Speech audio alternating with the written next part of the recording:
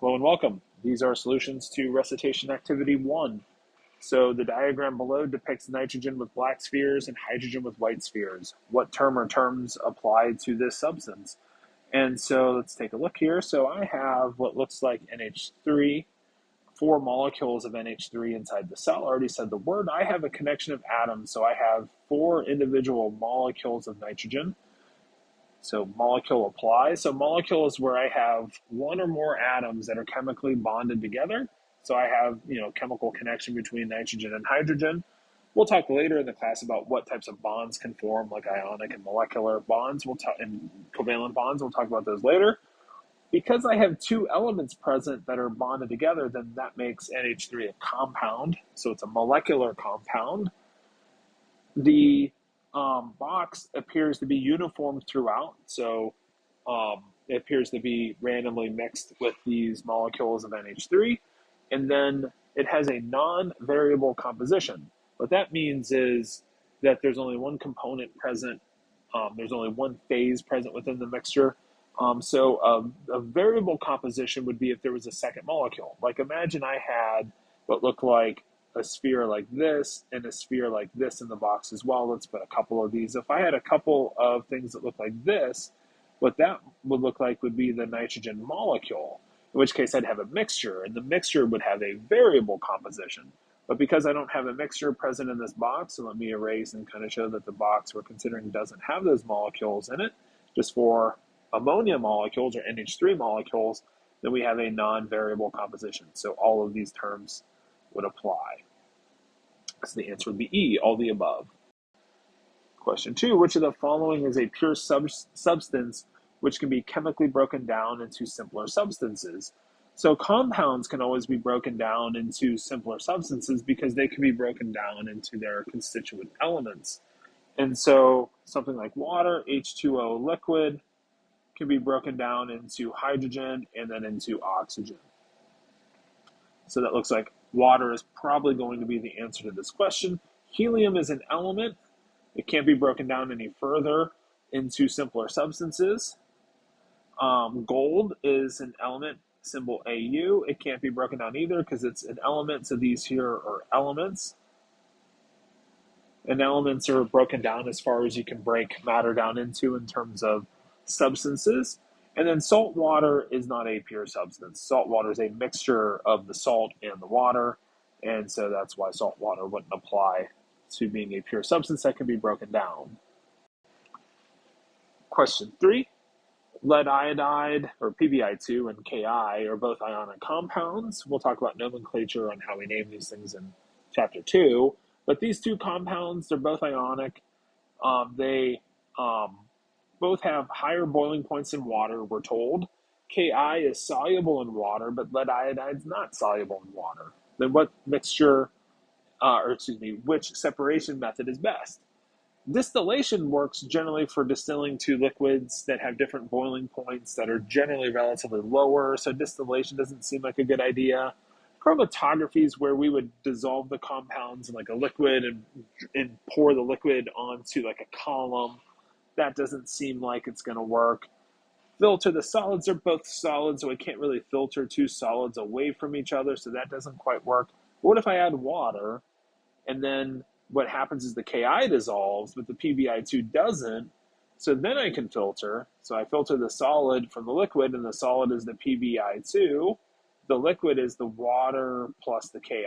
We'll talk in chapter 4 what happens when compounds like Ki dissolve in water. But what I can then do is take that liquid and evaporate off the water, so I'm left with the Ki. So that's my separation. Add water to allow one of the 2 compounds to dissolve, so I can filter and leave behind the insoluble solid, and then evaporate off the water and get back to the second solid. Question 4, which corresponds to an inexact quantity, that's what we think of the ordinary lab measurement, that contains exactly 3 sig figs. If I count 125 students, I'm exactly sure there's 125 students. There's no uncertainty here at all. So 125 counted students doesn't apply because that's an exact number. That's a perfect number. That would have, if you imagine an infinite number of zeros after the after the 5. So it's 125.000 in terms of the math. So I'm not counting 125 counted students as 3 sig figs. That's an infinite number or just a perfect number. $100 bill. $100 bill could be 100 $1 bills, but here we're talking about a specific $100 bill worth $100.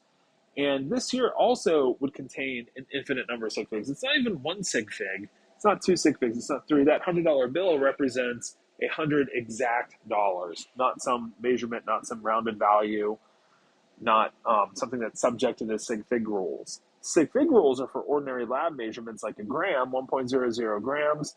This here would have 1, 2, 3 sig figs. So that balanced reading of 1.00 grams is the number with 3 sig figs.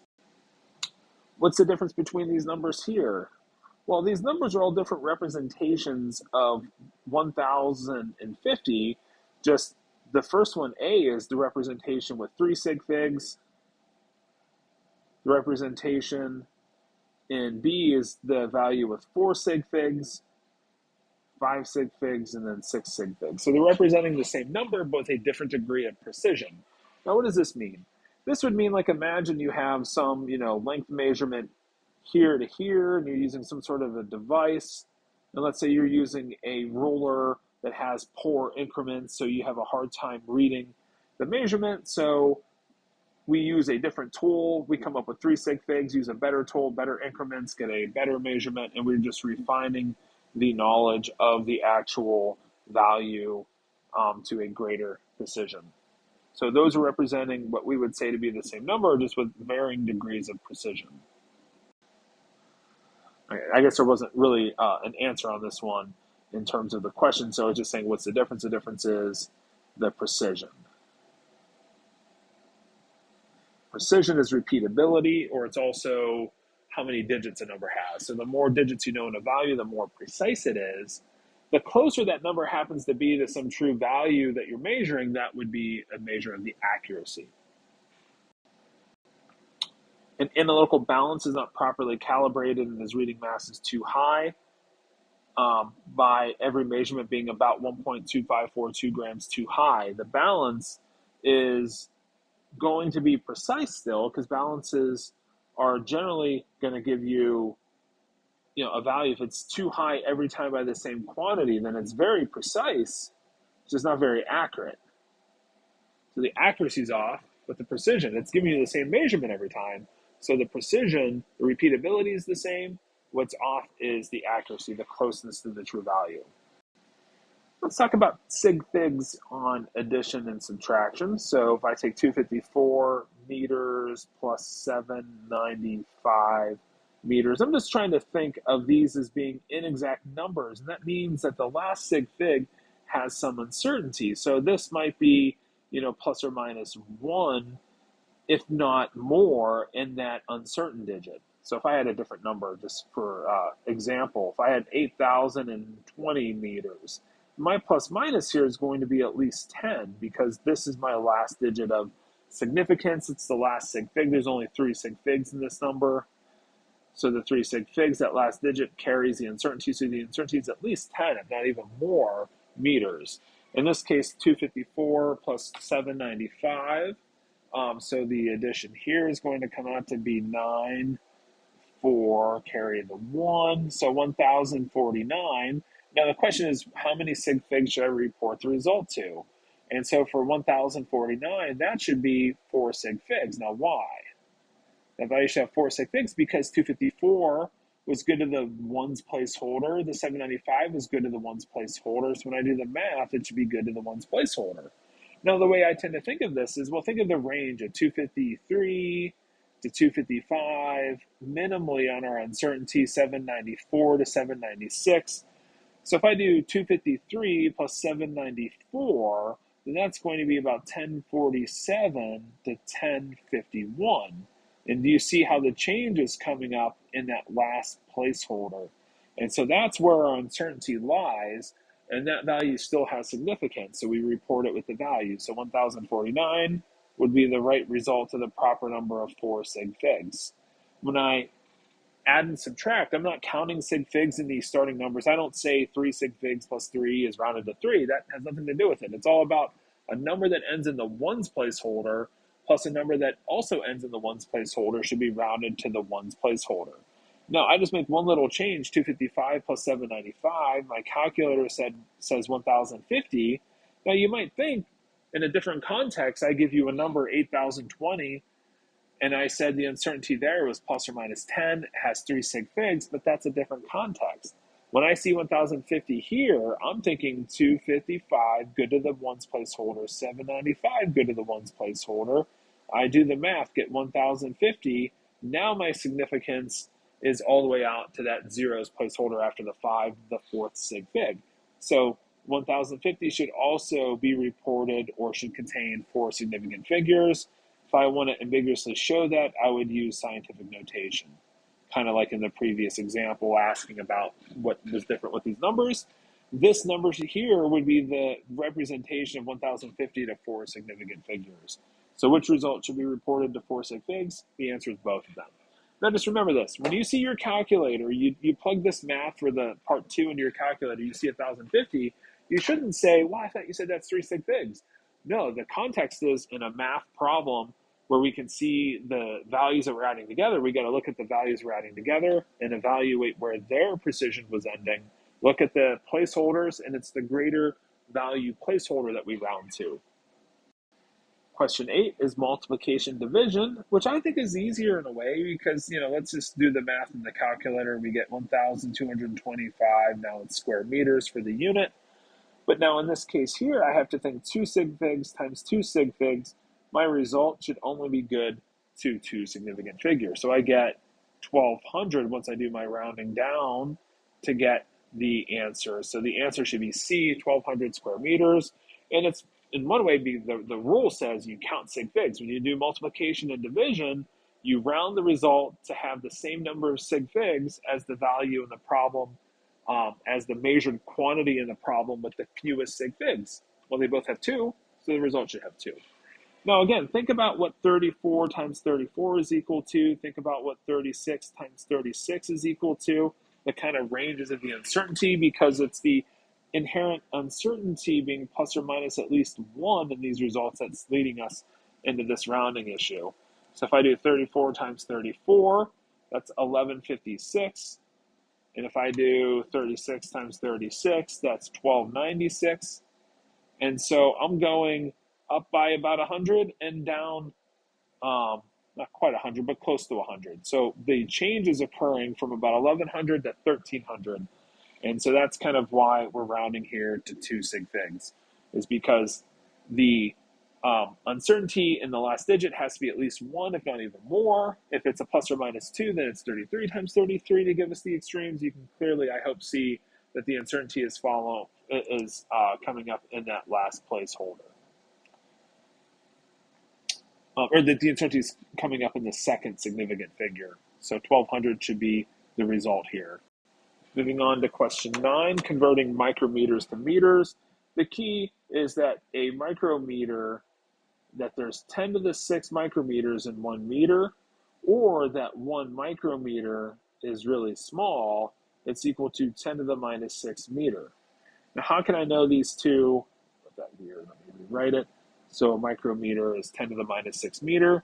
Well, I just have to know that the micro is 10 to the minus 6. I have to know millis, 10 to the minus 3.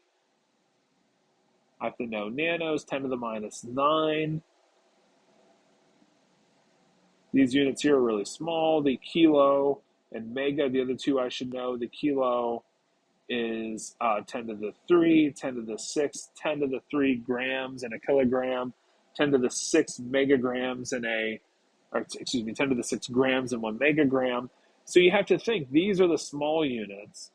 We can also throw centi in. That's one that we should know as well. So 4 on the kind of small side, so a lot of centimeters in a meter, even more millimeters in a meter, even more micrometers in a meter. We have 1,000,000 micrometers in a meter, but then the micrometer itself is really small. So if I divide both sides by 10 to the 6, is where you get this 10 to the minus 6 meters is 1 micrometer falling out. So you can get there by math. Now, how do I do a problem like this? I can use dimensional analysis, converting 125 micrometers to centimeters. the approach I might take is 125 micrometers, where 1 micrometer is a 10 to the minus 6 meter. And then in 1 meter, there's 100 centimeters. And you could have flipped these conversion factors. You could have done 10 to the 6 micrometers per meter. You'll get the same result. You could have also said that 1 centimeter is a 10 to the minus 2 centimeter. Or excuse me, that 1 centimeter is 10 to the minus 2 meters. So you can put in either these conversion factors either way you want, and you'll get the same result. So you can either multiply it by 100 or divide by 0.01. Gives you the same number, same result. And so converting here, 125, it should be 0.0125 centimeters. Now, one last thing to note is that these conversions are perfect. Conversion factors aren't going to lead us to round. There's not 1 sig fig in 100 centimeters per meter. Those conversions, these sig figs are exact. Conversion factors aren't going to lead us to round off our results. All right, question 10. How many quarts does 0.875 kilograms of ethanol occupy? So that's asking the volume of a certain mass of ethanol, so we're going to have to use the density that's provided. We would not expect you to memorize the density. We'll always give that number to you if you need it for a given substance.